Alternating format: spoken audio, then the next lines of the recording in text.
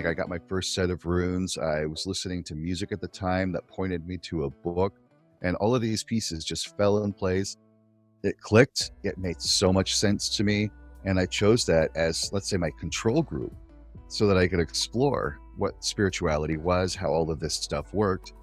Meantime, the house I was growing up in was like haunted beyond belief. You could set something down, turn around, it would be gone. It wouldn't show up for a while. You could hear footsteps going down the hallway. Lights would turn on and off.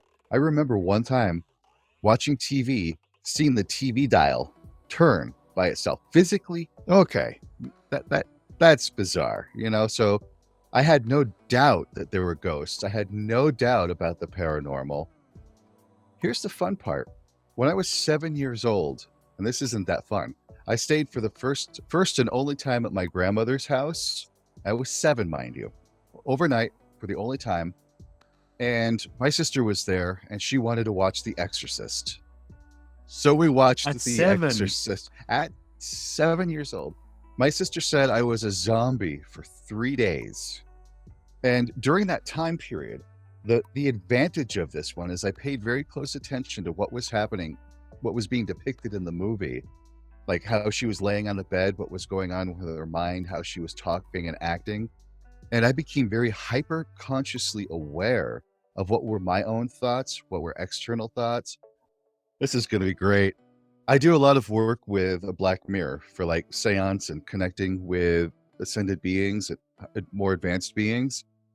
And in the black mirror, I have seen colors that are impossible. I can't tell you if they're like blue, green, yellow, or anything like that. They are vibrant. They're brilliant colors, but they don't match up to anything on the spectrum that we have. So I will say, I'm going to choose myself to be like some impossible blue, purple, indigo color that the physical eye cannot perceive, but your clairvoyant, your subtle eyes can see that color and you can perceive it. Hidden folks, yeah. Yes. These ones, I will not say that they are human created. I think they are nature created. The natural world has an intelligence all of its own. Like if you were to, let's just look at the elemental realm, for example. If you were to look at stones and rock formations, how they just seem to know what to do. They seem to have an idea of where they are. There's like a consciousness about them and an intellect about them that is not like anything we have ourselves. You know, there's that saying that goes around that we are spiritual beings having a human experience. I like to actually counter that and say we are both spiritual and physical beings having a dynamic experience. Good morning, good afternoon, or good evening to dear listeners of the Audio Schirach show. Here I'm Audio Schirach, and I present you in this podcast my first interview with Kaedrich Olsen. At this moment of this intro, it's about 3 years ago that I had this interview, but I have not uploaded it to YouTube yet. So I want you to get the chance to see Kaedrich in action and listen to his wisdom. It's not getting old. My guest today, Kaedrich Olsen, is an expert on Viking lore, Norse runes, Goldering, Viking gods, mysticism, paranormal experiences, shadow work. He's doing also one-on-one work with people. And in this podcast, we were a little bit disturbed. It was the Corona times and my kids were disturbing us a bit, but I tried to smooth it out for you here on this video. In this podcast, Kaedrich and we are going a bit crisscross, and so we look at hidden folks, we talk about Poltergeist, we talk about his childhood experiences with horror movies and paranormal effects at home with some knobs turning or footsteps going down the hallway or water running and stuff like that, but no one else is around. And how he and his sisters or siblings have a different approach to the paranormal nowadays. So this can be a little bit a provocative episode for some people, but for others it's pure entertainment. Anyway, with no further ado, welcome to the interview with Kaedrich Olsen. Welcome to another special Oliver Schirach show. We are really drifting into the more spiritual world lately with my guests. And today I have Kaedrich Olsen on the other side in the US in his dark black cave. I found out about Kaedrich through Gaia. There was an email with like the new shows, and there he was. I listened to him talking about Atlantis and Scandinavians, shadow work, golden shadow, mystics, spirituality, runes especially, and gorgling, I think it's called when you sound it. Goldering. Goldring. Okay, sorry for that. It's all good. And what else was it? Paranormal experiences and his work. Where is it? For the pagan male. Do I get that right? And there's much more you do. Oh yeah, it's a complex offering I've got. Definitely. Thank you. That was a great intro. Super. Okay, but here how you would describe yourself in three things to describe you. Sure. I think one of the good words I like to use is a mystic. Then the reason why I like mystic is, to me, the mystics of no matter what spiritual tradition that they're a part of, they get to the underlying cause that the religions are built on top of. So, like we have the understanding of how consciousness interacts with reality. And then on top of that, you can build the practices, you can build the dogma, you can build all of the rituals that go on top of that become the religion. And therefore, the mystics can talk to each other. And over the years, I try to distill what the religions and what the spiritual practices have in common and what makes them work so that I can get to the underlying root cause. And to me, that's mysticism in essence. Wow. Now we basically can stop it, right? So now just explain. I expected this depth much later in the talk, but yeah, thank you. Oh no, this is as shallow as I get. This is as shallow as you get today. Okay. So what is the second one to describe? I've over the years that I've been in the spiritual work, teaching, leading classes, and all this kind of stuff, I've never really felt comfortable having a title, having a label, somebody to describe me as anything. And over the past few years, I've accepted that I like the term Hierophant. It comes, from the tarot card. And Hierophant is, in essence, a teacher of the secrets, the revealer of the occult. He's the person who can grab the hidden information that the magician archetype has access to and teach that to people in a way that they can really make good use of it. And he's a leader, a community leader. He's someone who has, I'm not going to say the word power, but influence over to help the communities grow and develop by gaining access to this deeper spiritual knowledge and wisdom. And so I kind of like the term Hierophant for that. Hierophant, like P-H-R-O-N-T, or? Yep. Yeah. We'll make sure that I write it right in the show notes. You got it. I haven't heard before.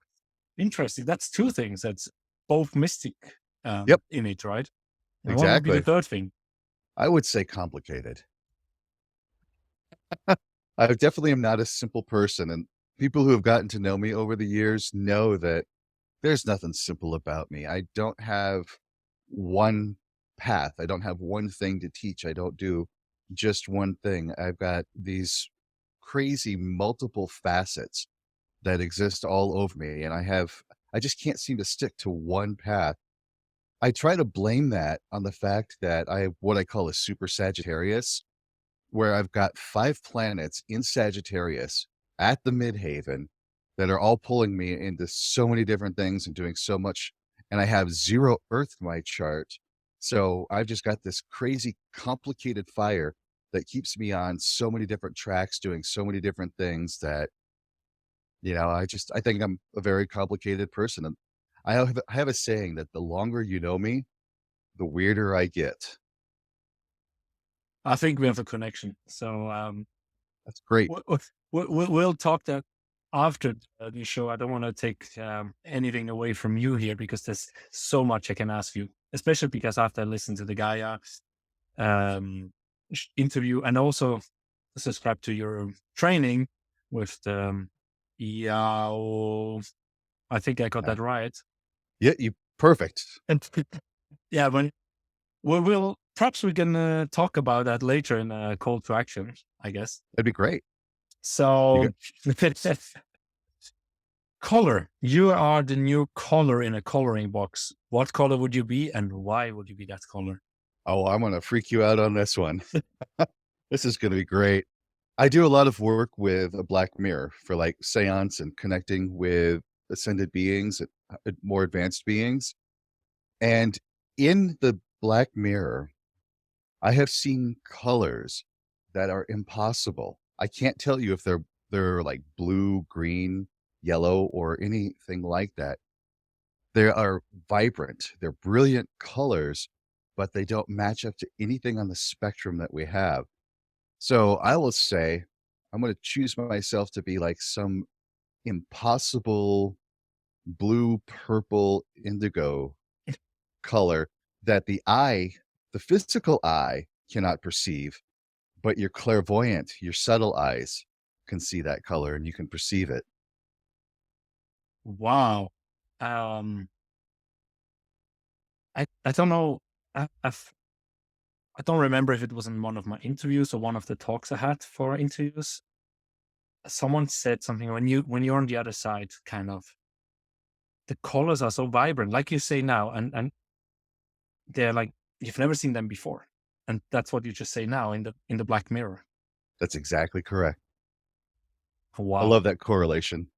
Yeah, I don't know. I don't remember if it was like a near death experience or whatever it was. Right. The impossible blue, purple, indigo. Oh, actually, why would you be that color?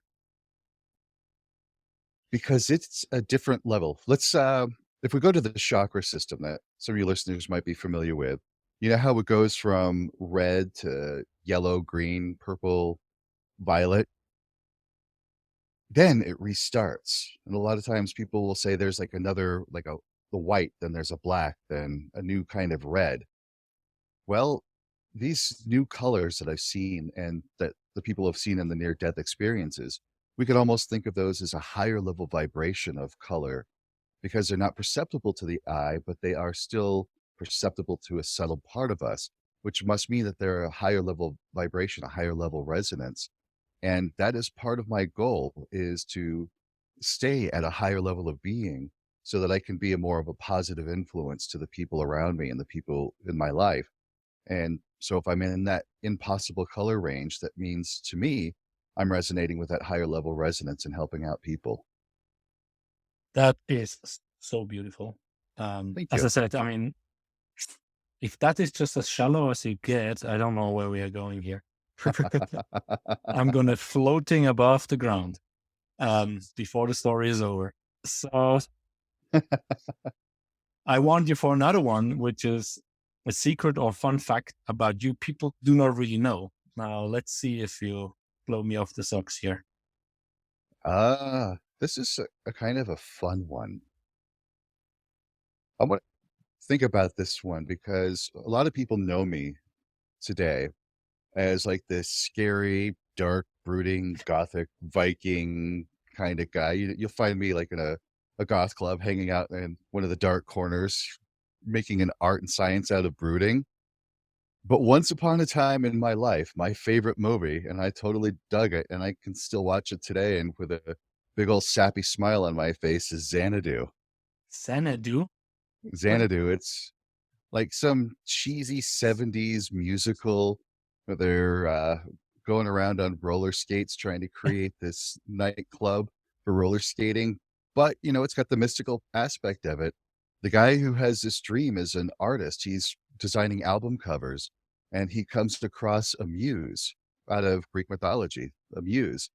And he falls in love with her and she inspires him to move on to bigger, better, greater things with his talents and his art. Yeah, it's kind of the whole premise of it, I think, is really cool. But the music, you know, we're talking Bee Gees, Electric Light Orchestra, disco-y. So it doesn't match who people perceive me today. No, because I guess that's not the music you listen today, mostly when you drive with your big car down the road. Yeah, I listen to some pretty scary stuff. Is it Scandinavian scary stuff? Sometimes, I guess this will be another fun fact. You have to realize I do try to help people reach higher spiritual states.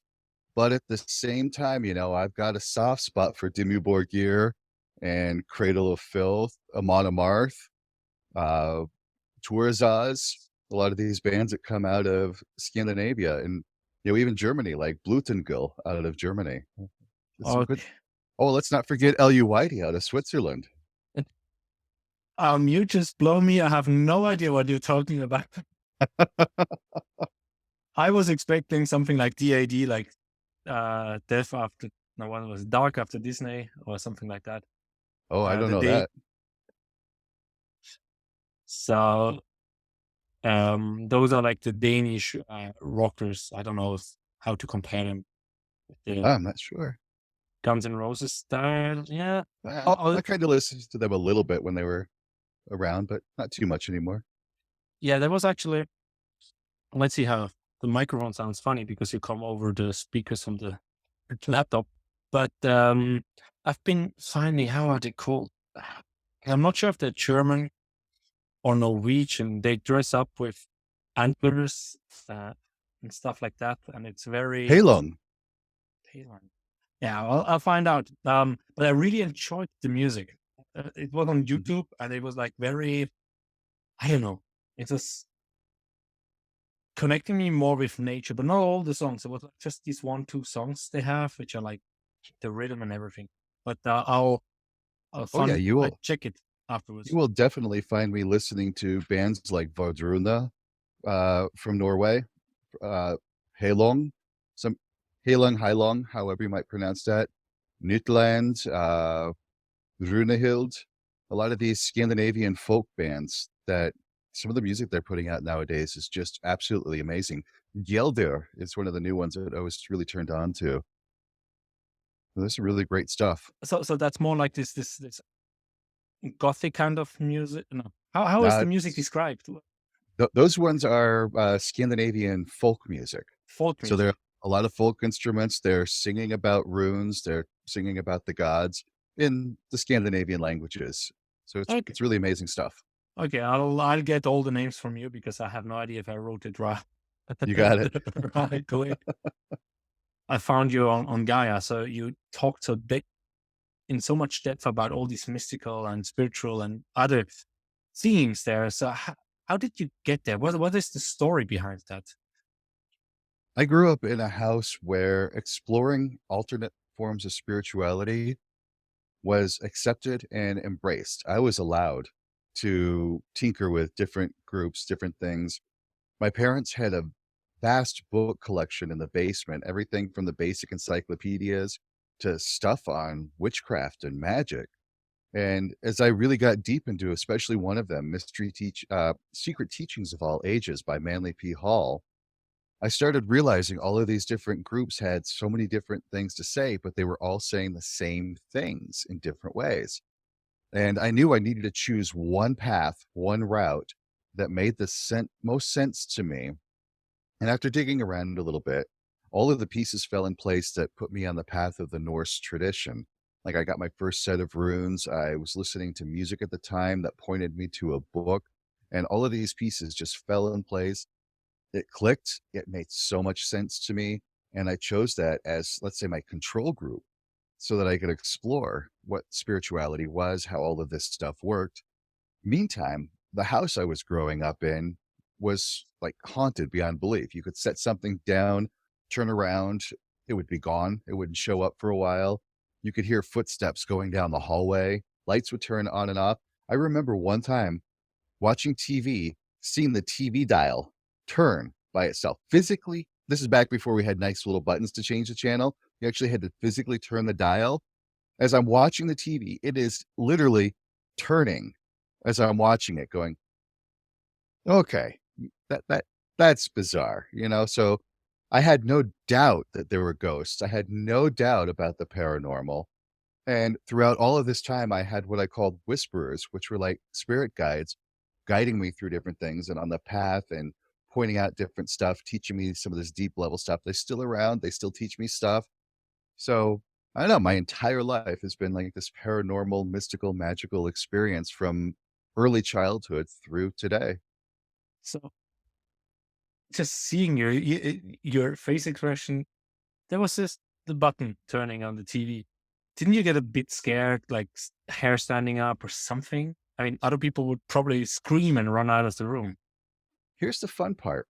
When I was 7 years old, and this isn't that fun, I stayed for the first and only time at my grandmother's house.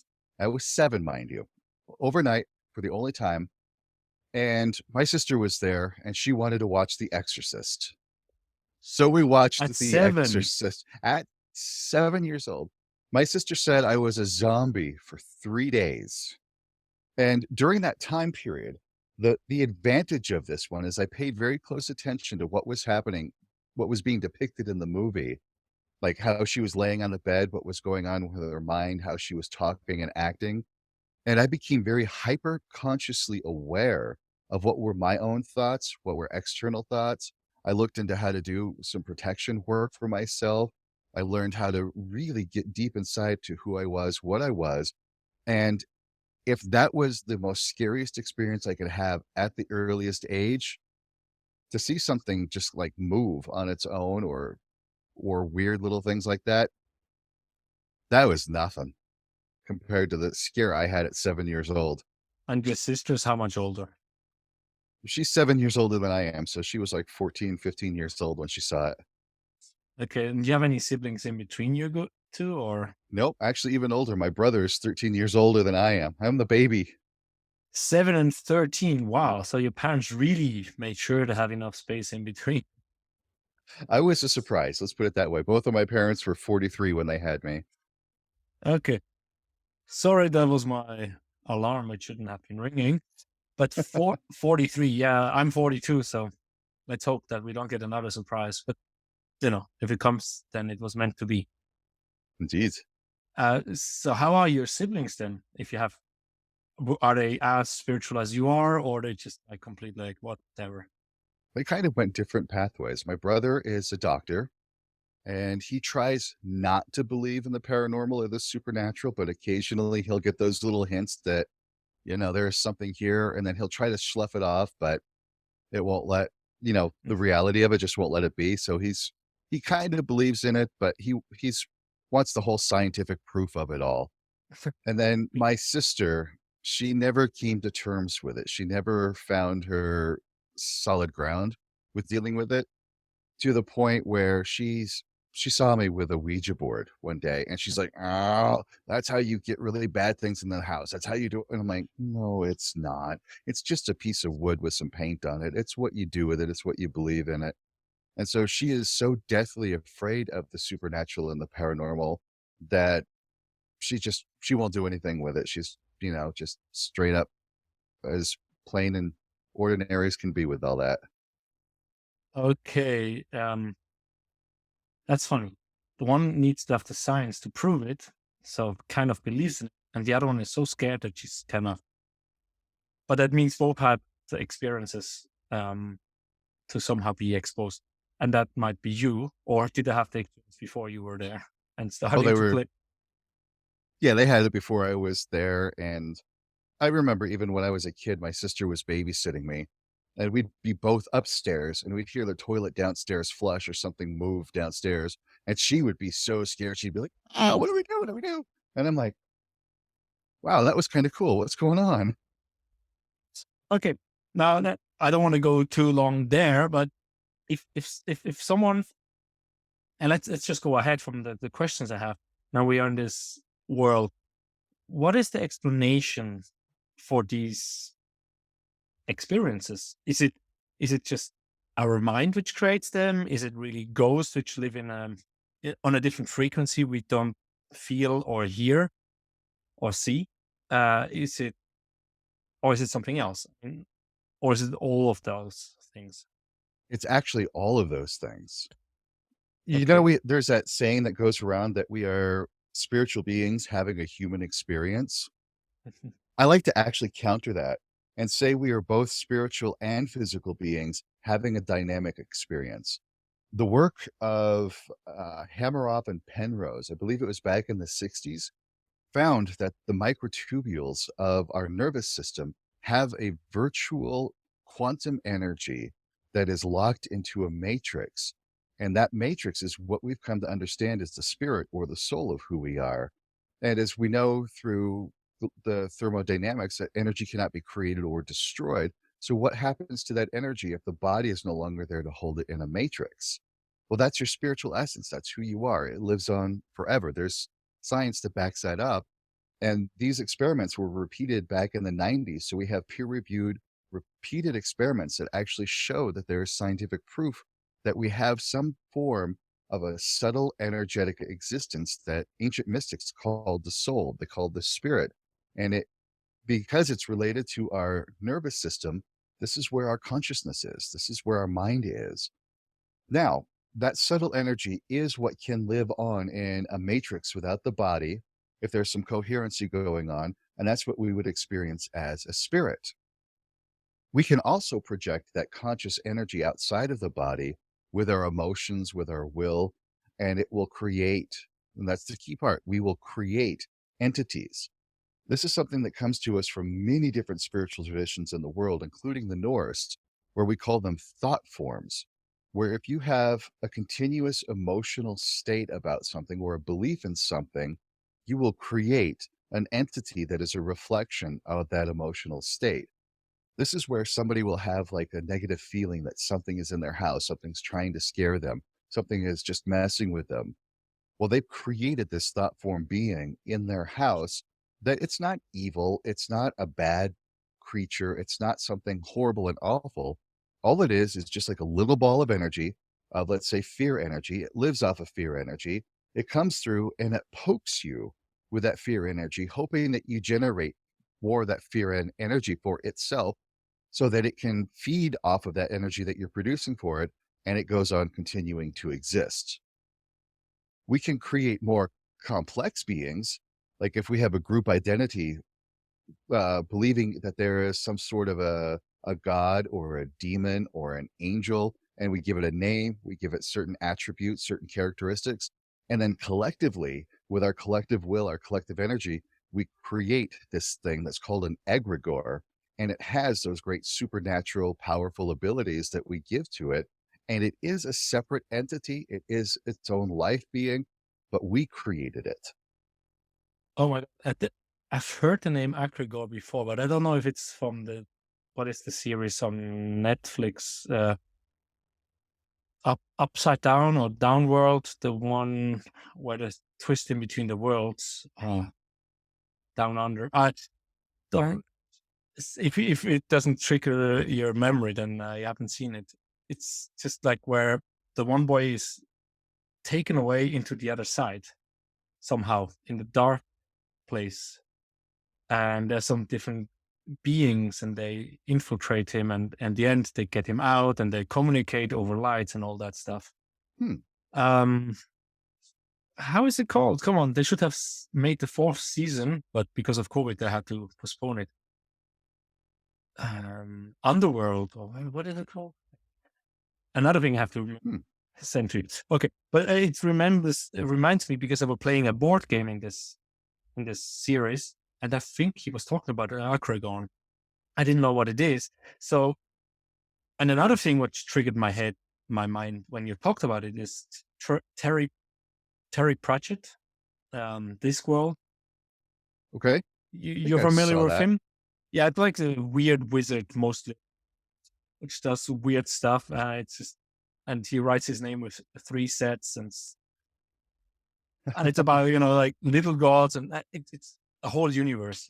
He got really famous, and he's also talking about in one is the gods, that there was only one person believing in the god, and so the god got very weak, and then the gods found that person to basically make him spread the word that he's existing, so he gets more believers, and therefore he was getting stronger. This is also the same premise that is in American Gods by Neil Gaiman, the TV series and the book. It's the same exact concept. Like the old gods from the Oh, old European world came to the US and even from Africa came to the US with the people. But now we're in a new era of technology and media and electricity. Those are the new gods. So you have the old gods clamoring and fighting with the new gods for people to believe in them and to worship them once again so that they can continue their existence through our collective will. okay. Neil Gaiman was writing Terry Pratchett because they were friends. Ah, there you go. Um, so it sounds very Terry Pratchett. Um, that's interesting. I'm gonna read it when I have time. But the book they wrote together was it's another series that's just out now about angel and demon, right?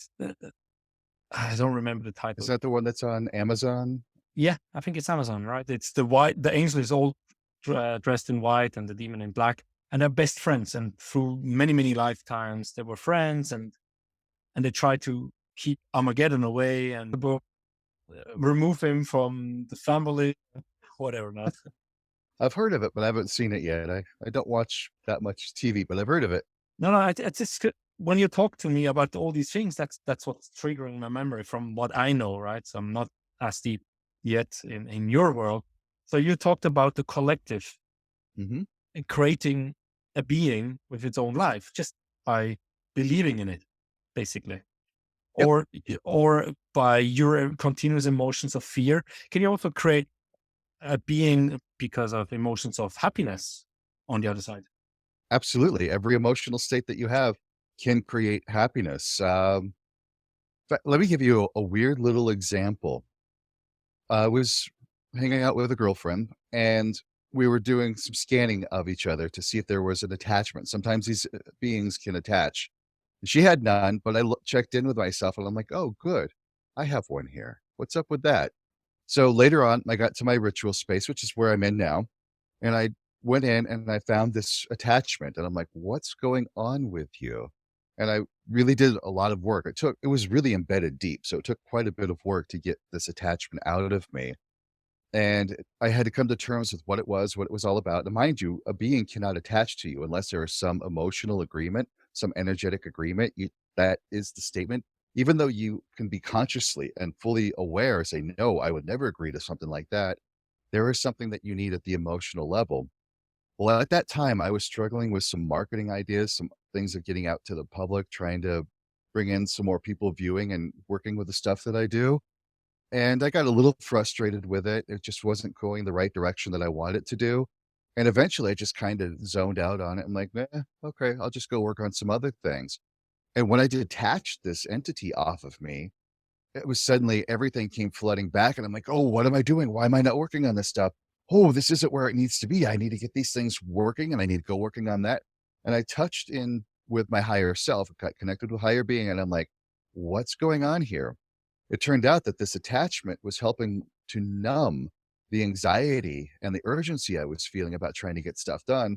And that's what I agreed to. I agreed to that little bit of an oasis, so to speak, from the stress that I actually needed to feel. I needed to have a fire under my ass to get the stuff done. And I agreed to have this thing attached so I was numbed and feeling good about just the way things were and complacent. And so this being was feeding off of me and my complacency, my numbness, my just like being content with how things were, which you would think was normally a good feeling to have, that you're content, you're happy, you're just feeling relaxed about things. But in truth, what I absolutely needed was that sense of urgency, that sense of directedness, that energy and that passion to get things done and get things rolling again. So it could seem like it was positive energy, but it actually still had a negative effect.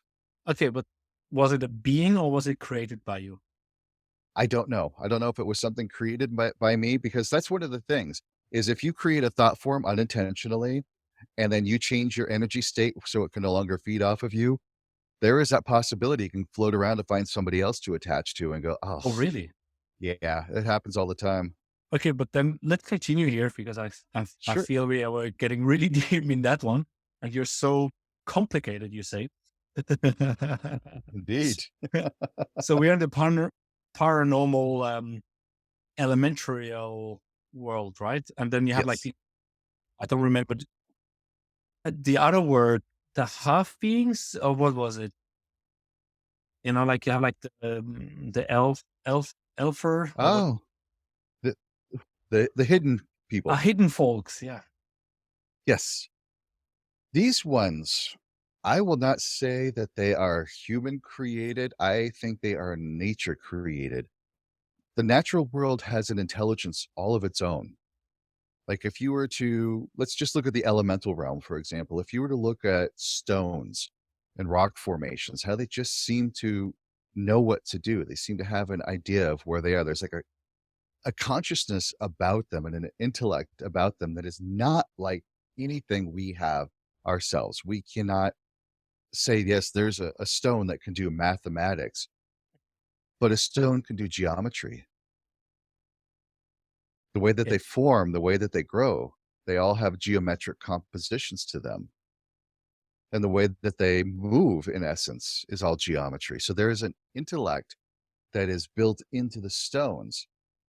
And just like we are these dynamic beings with spiritual, subtle energy and physical energy, so too does the natural world.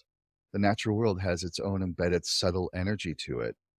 And as these formations get more complex and they grow in, well, really complexity, then that energy grows in complexity as well, so that they become subtle beings. There are the subtle beings that work with the stones, the earth element. There are definitely subtle beings that work with the water. Here's something fun to do.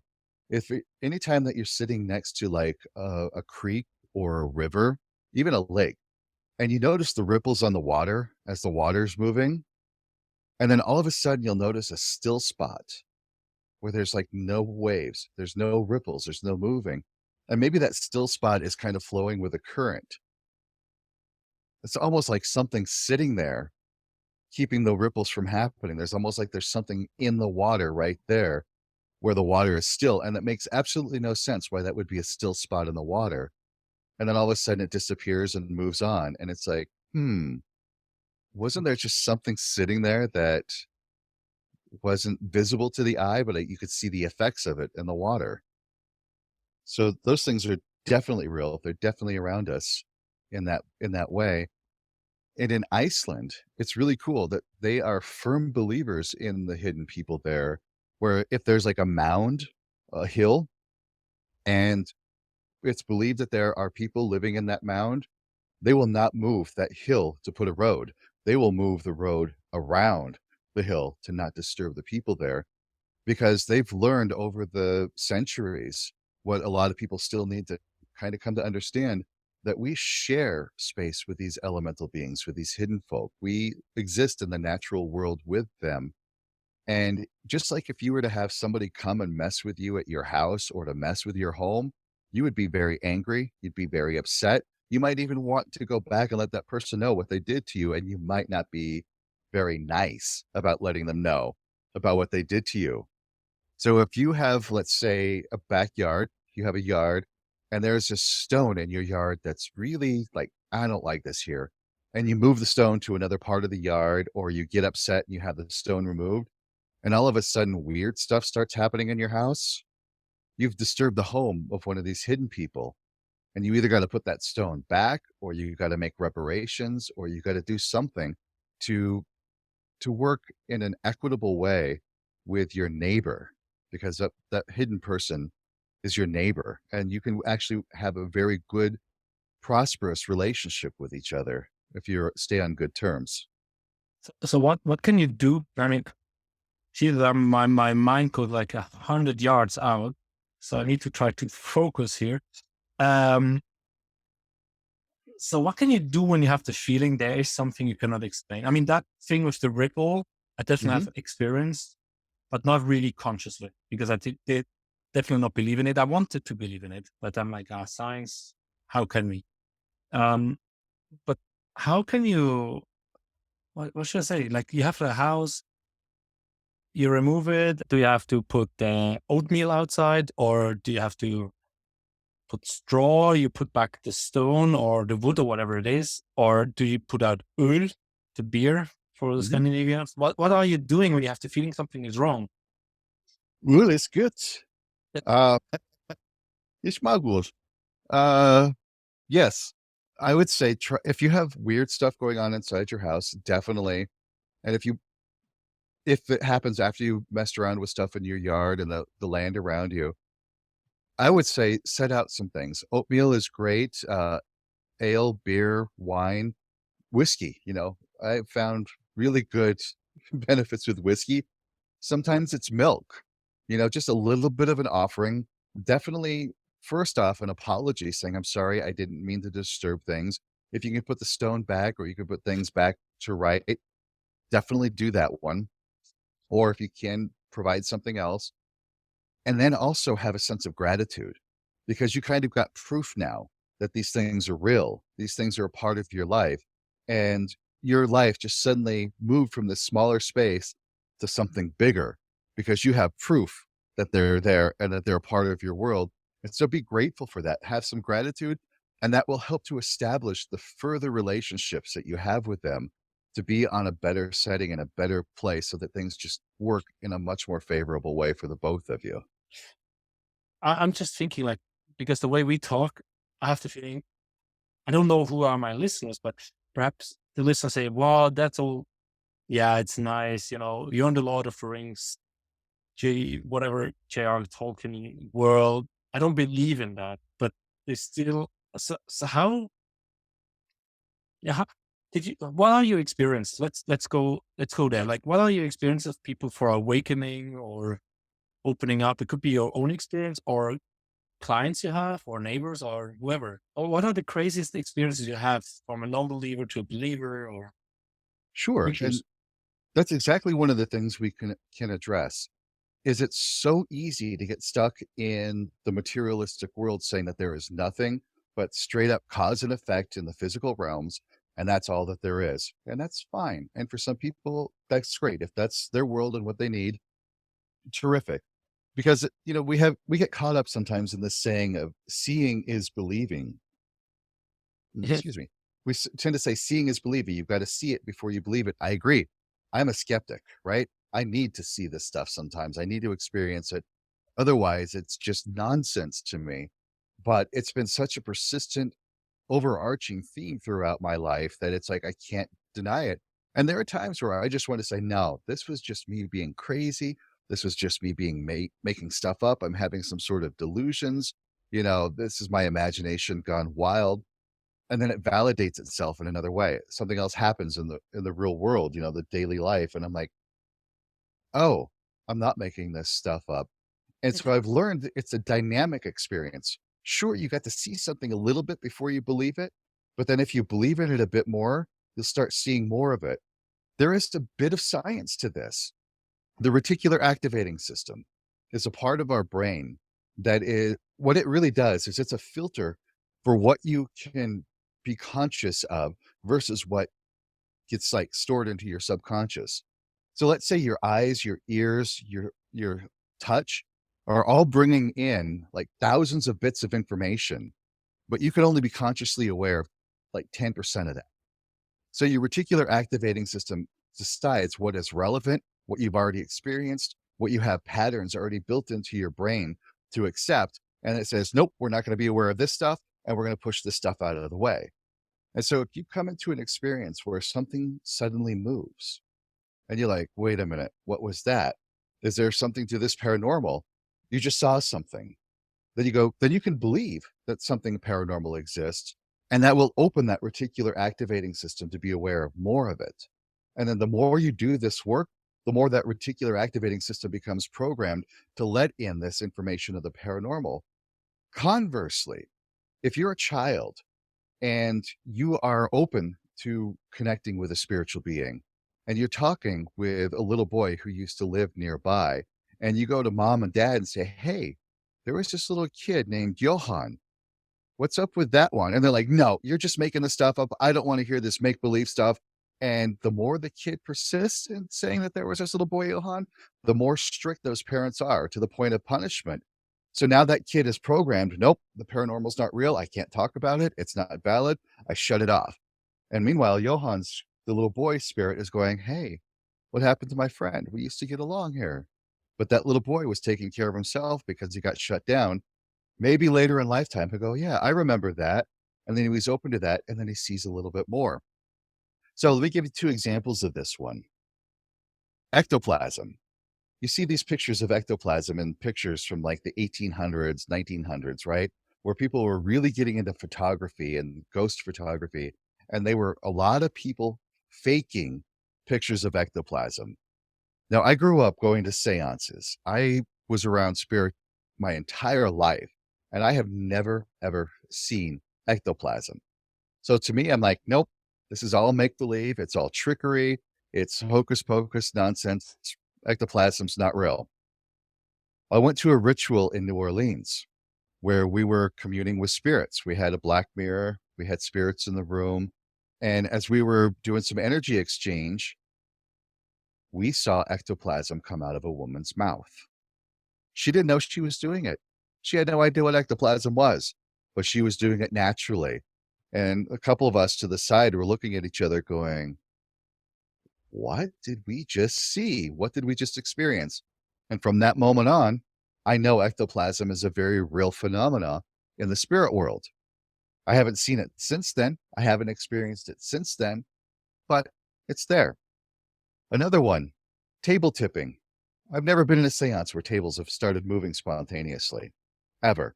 But it's a big part of spiritism from the 1900s. People really got into table tipping. And to me, I'm like, it's just somebody moving the table with their leg. Maybe there's some magnets going on and they're playing around with a table. Well, one day I'm in my ritual space and I've got a little black mirror in my hand and I'm just staring into it and I'm really getting connected with it. And all of a sudden, one of the benches in my room, it's a big, heavy bench that I built with some big 2x4s, starts thumping on the ground. And I'm like, oh, okay.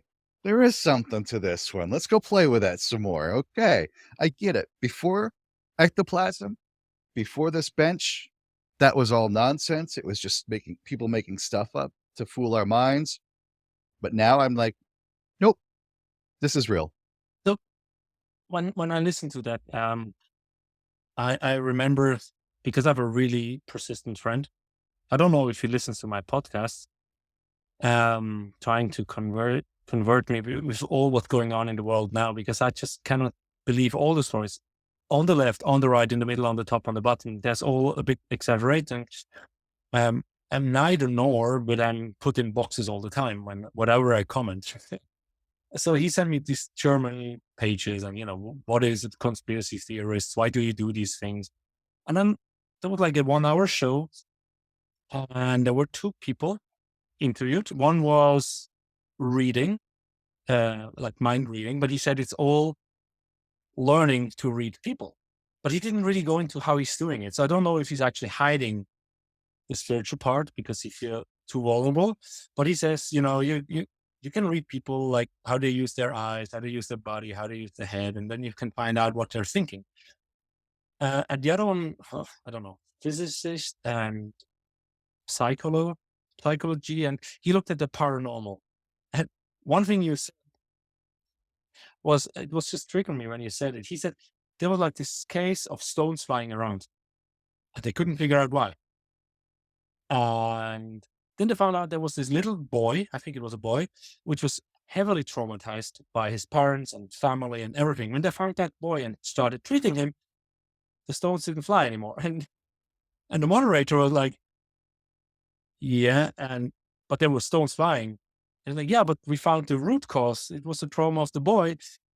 But he didn't really go deeper. And it was really like the whole show was basically to say that there are like no signs proving it. And, people like you go on these to show that there is existing something are not able to prove it when they have like 10 out of 10. They only make 2 or 3 out of 10, which is basically like randomized, trial with dices.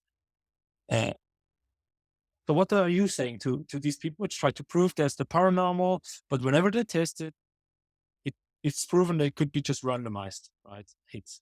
Yes and no. What you're describing was something really well depicted by this book, A Spiritual Anatomy of Emotion by Jawar Mikotsi. What I found fascinating about this book is my take on it is it was written by these two guys that did not want to believe in the paranormal and supernatural. They went out to try to debunk it, to try to find out how it wasn't. And they did a good job. They really debunked a lot of good things in here. But when it came to things like what we would call the poltergeist effect, rather than a poltergeist effect, they found that definitely adolescent children who have some emotional upheaval going on in their life, these adolescent children who have some sort of emotional upheaval in their life, but they are unable to really fully express it or express it very well, have telekinetic phenomena going on around them, which mean things will be moving, things will just go fly across the room. And the more emotionally challenged this child will get during a situation, the more this poltergeist effect happens. Now, the reason why I say it's a poltergeist effect is, poltergeist means noisy spirit, right? Noisy ghost. And a lot of people at one point thought a poltergeist, and will still today think that a poltergeist means that there's some sort of entity or ghost living in their house, throwing things around. That may or may not be true. What really is going on is if you've got this like sort of a thick skin where you cannot express your emotions. This is one thing that we know from transpersonal psychology is that if one subtle body, like your emotional body, cannot express itself, it will express itself in another way. This is the basis of like conversion disorder. If somebody has some super stress going on in their life and they can't express that stress, so they can't deal with that stress, they'll develop like nervous tics. They'll be shaking or they'll stutter a lot because their emotions need an outlet for themselves and they're not getting it through a healthy emotional means. And if they can't express themselves healthily through their emotions, like the way we do, through crying, through screaming, through venting those emotions in whatever way needs to come out, you will find another way to get that energy out. And with children, they can't really go to their parents and say, hey, you guys are being really mean. You need to stop this. This is hurting me. The parents will just say, oh, just shut up and go to your room. I don't want to hear this. Stop crying. Little boys don't cry. Boys don't cry. Stop it right now. And this kid cannot express itself.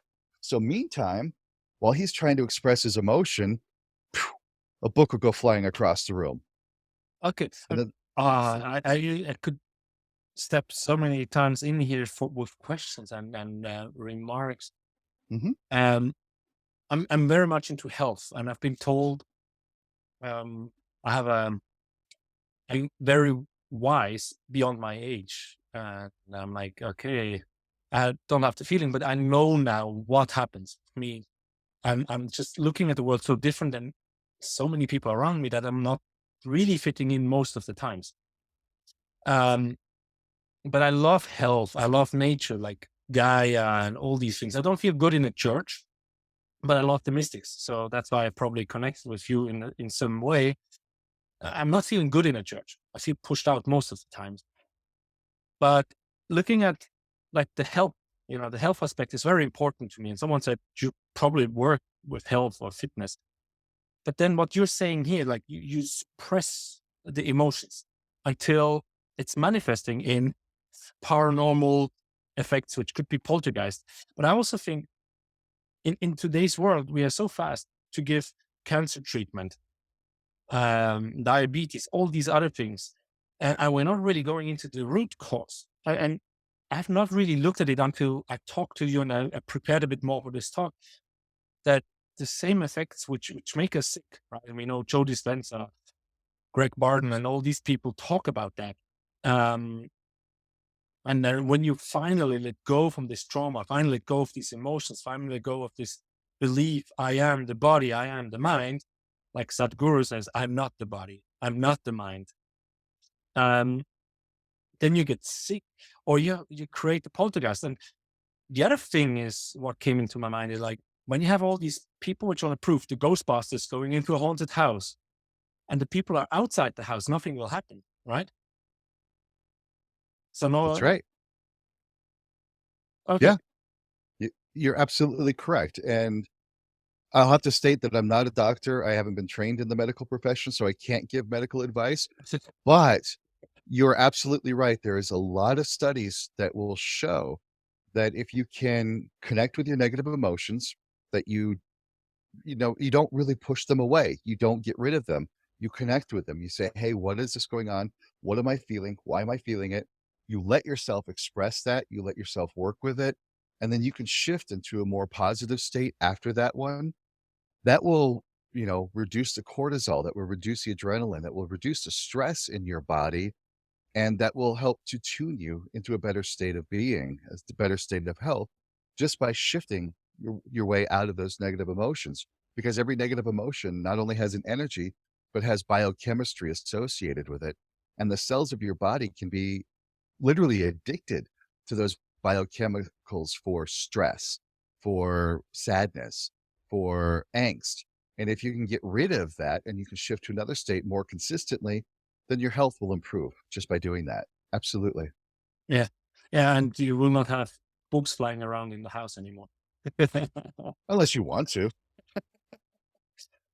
Yeah. I mean, people like you love it. So I hope you don't really create these events. Now,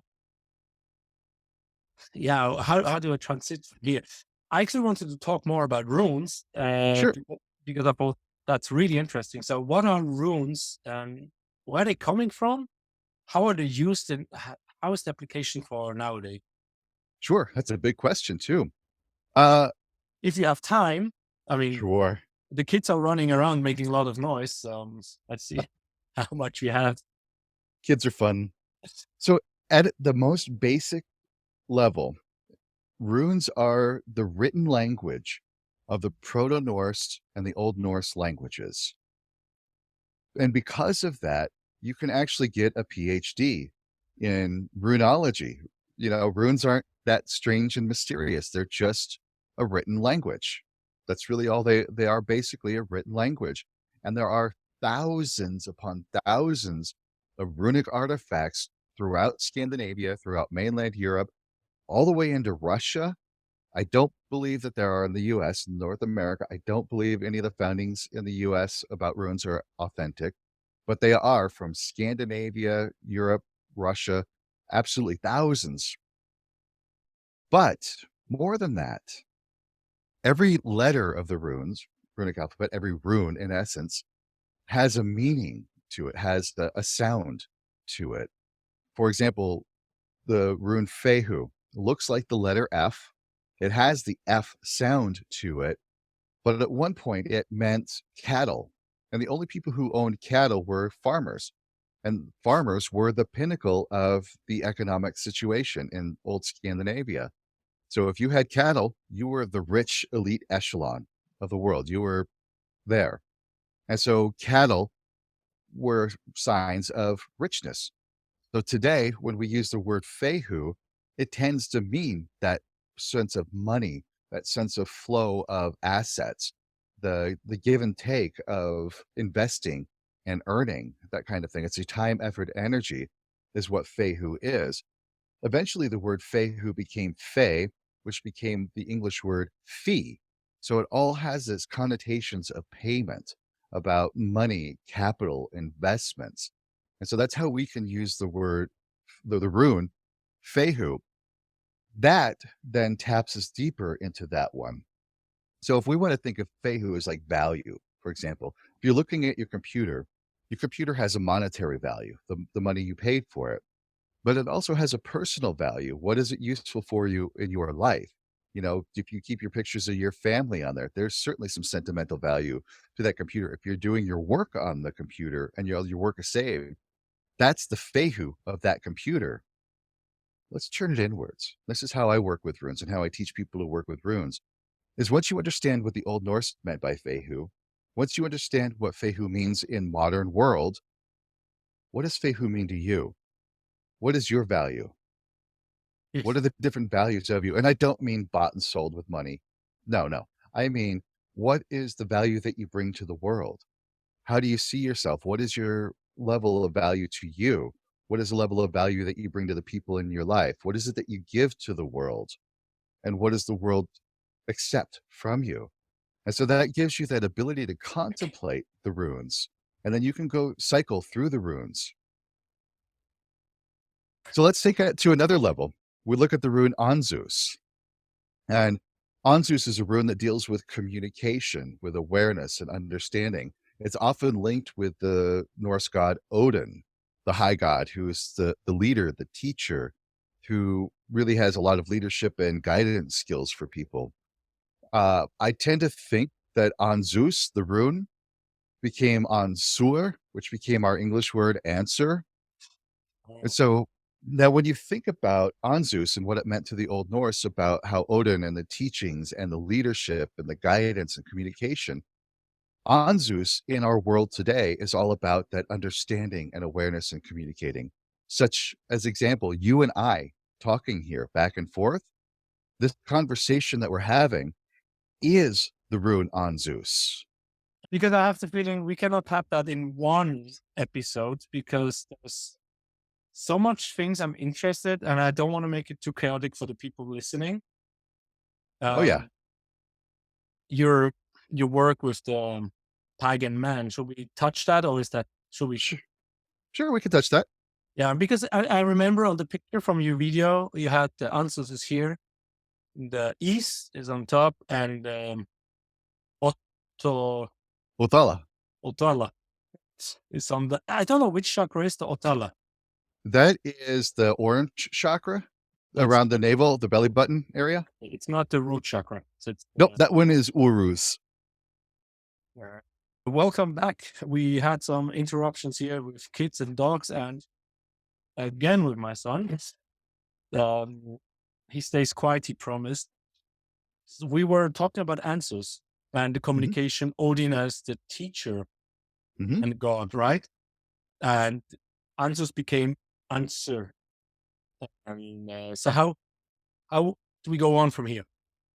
So when you think of Anzus for yourself, think about it here as at the throat center with the ah sound. And if you intone even just the sound ah, connect with your ability to communicate, how you best understand. Some people are visual learners. Some people listen to learn better. Some people like to touch and manipulate things to learn. They do. And so when you intone this ah, how do you become aware? How do you learn? And how do you teach? And that is embedded with Anzus here and ah. And if you're looking for a little bit of a de-stress for your day, for your time, there's a rune at the top of the head, Isa. Isa is a rune of stillness, of silence. It's the rune of ice. Yeah. Now, the Havamal, one of the sacred poems, tells us that when you come to the high gods to ask of the runes, it is best for one to be silent. And this correlates with like some of the Buddhist teachings about getting to the zero state mind, where you're a blank, still mind, so that you could receive that sacred teachings, that sacred essence. So if you think of Isa at the top of your head with the E sound, and just think about your own stillness, your own silence, creating that space within your mind as you do E, and intoning the runes and their sound is a very traditional way. So think about this. If you're getting that silence, that still connection to the sacred with E, you can move that into your awareness and your understanding with Ah. Now let's bring it even further, all the way down to where the belly button is with an O sound. This is a rune of Othala. It deals with home. It deals with family, with legacies. This is also your presence in the world. This is how you bring yourself to the world and how the world sees you and interacts with. This is your community. This is all the things in the physical world that you are. And so if you're bringing that stillness, that awareness into your world, you could do 3 little sounds to activate these runes of Isa, Anzus, and Othala just by going E. And here's something fun to think about. The sound that we made, E-A-O, is an ancient Greek word for God. So it helps to even deepen your connection with the sacred and bringing that sacred awareness, that sacred essence into your body, your being, and everything that you are in the world. Awesome.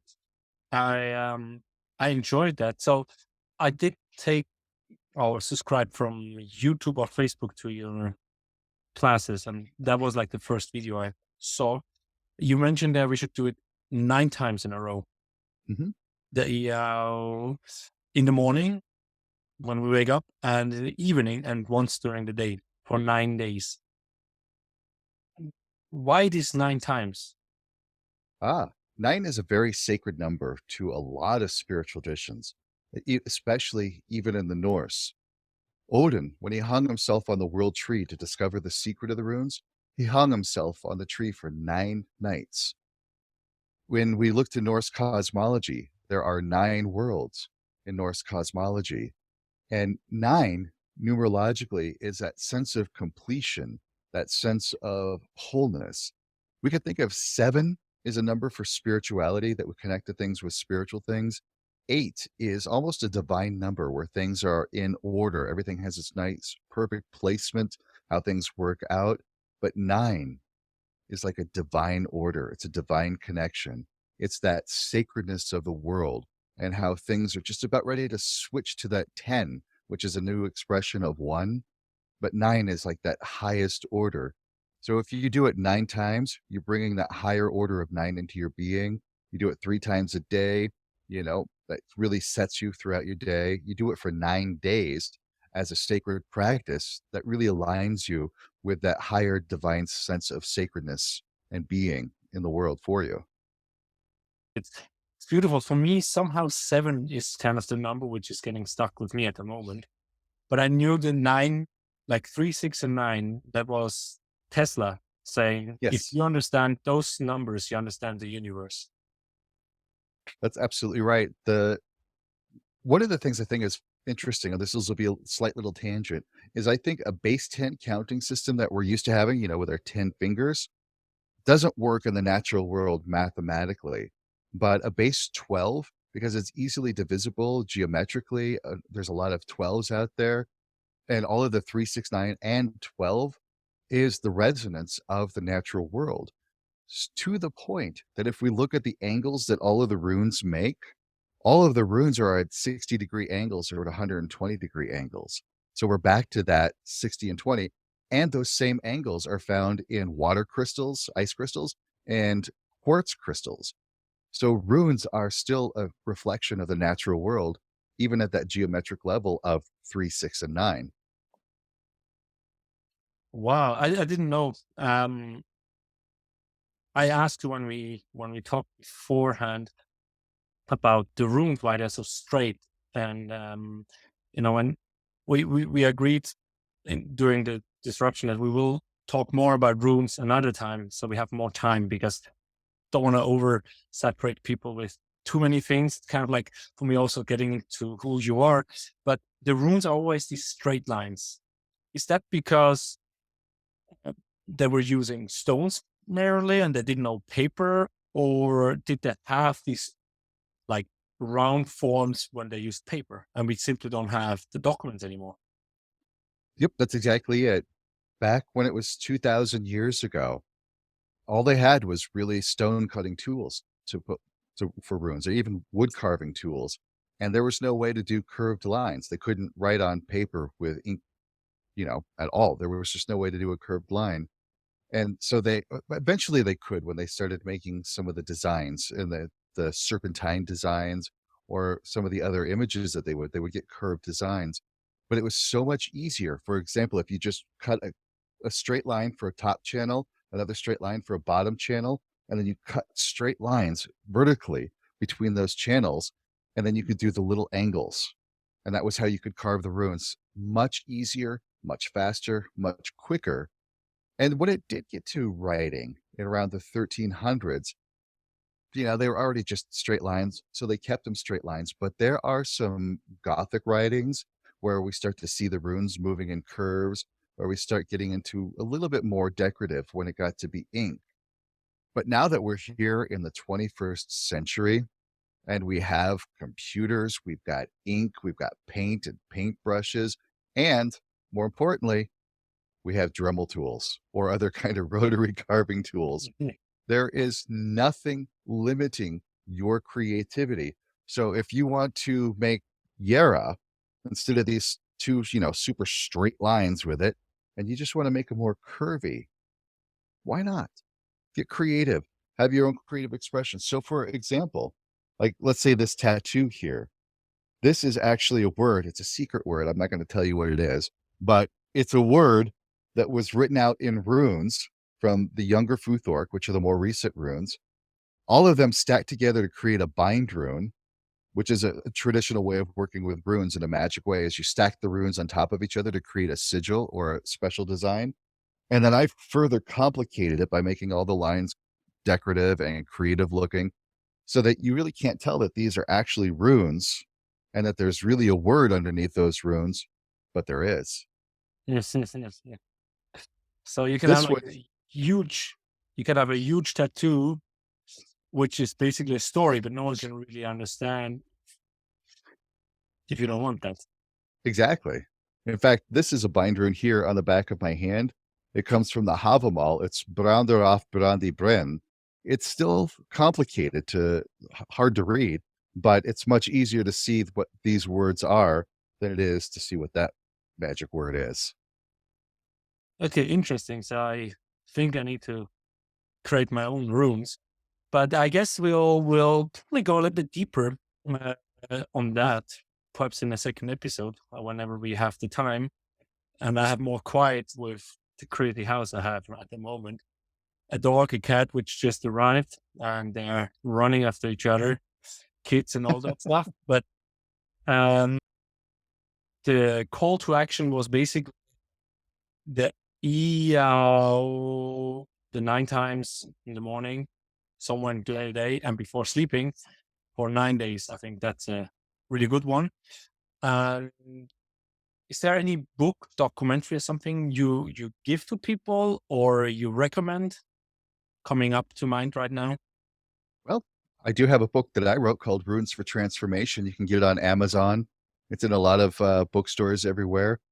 And in this book, what I do is I walk you through, like we talked about earlier, what the ancients understood the runes to mean, how they apply in this world, and then I invite you to take an understanding of what that rune means to you.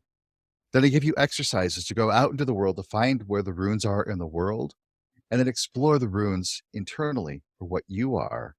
Then I teach you how to create rune scripts and affirmations and bind runes so that you could change the runes of your inner world, your inner state, so that they become reflected in the world around you. And literally, the world around you starts to shift because you're changing the runes inside of you. You're activating the runes in a different way internally, so they come to life in a different way externally. Yes. Okay, yeah, we definitely will. I have to get the book, and then we can make the rune show. And definitely check out my website, kaedrich.com. I've got links to there to some online programs to teach you more about getting into the runes and how to use the runes. I've got some shadow work that I'm doing, which is, how to get deeper into some of the negative aspects of our emotions. And I got some links there to some of the rune music that I do that you could use the runes as kind of like a ritual, as a way of getting better in tune with your own spiritual sense. So, so you said you make rune music, so you have your own Hmm. songs. Yes, I do.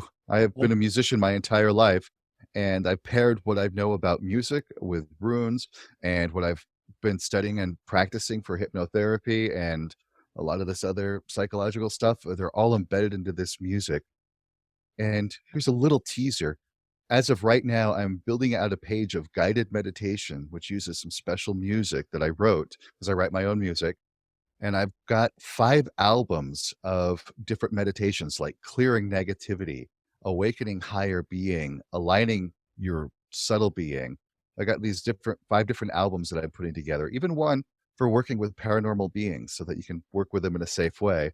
And I'm just now building out the webpage for these guided meditations. They'll be available soon, like within the next few days, but I'm working on it today. And we have to keep coming again. I think those are the hidden folks which are testing me on my patience. Little. Okay. So I definitely have a lot of work. I definitely have a lot of work to cut there. Now the dog is also barking. This is a special show. I mean, we talked about emotional suppression and the poltergeist effect, the little folks or the hidden folks, and all these destructions. We talked about meditation, and I have so much more to ask you. It definitely shows when I get connected with the right people, I cannot have a one interview. There's so much more to find out. Yes, so people can find your website. You mentioned it. I found you on Facebook. Mhm. That's where we started talking. Is there any other page you want people to go? Yeah, I've got Facebook, Instagram, YouTube. Kaedrich.com is my primary website. And then I have another one, which is dedicated to the Rune music and the musical work. And I call that Galdracraft. It's Galdrakraft. It basically means the power of Rune song. And if you go to galdracraft.com, that's where you'll find my music. That's where I'm putting up the meditation stuff and more of an explanation about how runes work with sound and vibration and consciousness. Awesome. So, perfect. I think for next time we will talk about runes, definitely very deeply. About shadow work, I think. Then the golden shadow, was there Hmm. something like that, right? Absolutely. The golden shadow. It's the stuff that the negative side of you is hiding, your secret superpower and your strengths that you didn't know that you had because you were hiding it from yourself. What you just said about the golden shadow, if we get it after those episodes, I think we are gonna be going a bit deeper. Nice. And we'll have to work with the pagan man, right? With your work with pagan man, Atlantis and Scandinavia, Vikings, the gods which are reappearing, Odin in different ways all around the mystics. There's so much sound healing. I mean, yeah, people Remember have, back at the beginning, one of those three things to describe me? And I said complex, complicated. You perfectly enumerated exactly why. yes, I mean, I have a feeling for getting people with that much. I mean, if you go down in the other episode, I had some first episodes which are exactly like this one. I just start to feel the depth of my guest, and I somehow have the feeling I'm not really gave enough space for them. But how can we? Because you're so deep. Now we gave the audience a little bit of the nuggets, I hope, and I will try to link to anything where the people can find out more about you until we meet for a second or perhaps a third time. Who knows? And Excellent.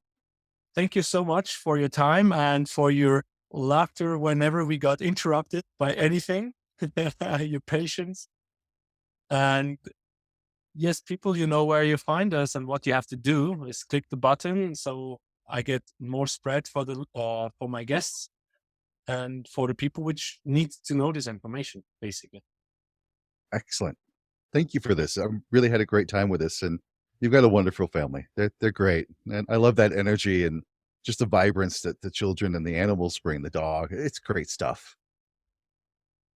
Thank you for that. So with that, I say goodbye to the audience. Have fun, everyone.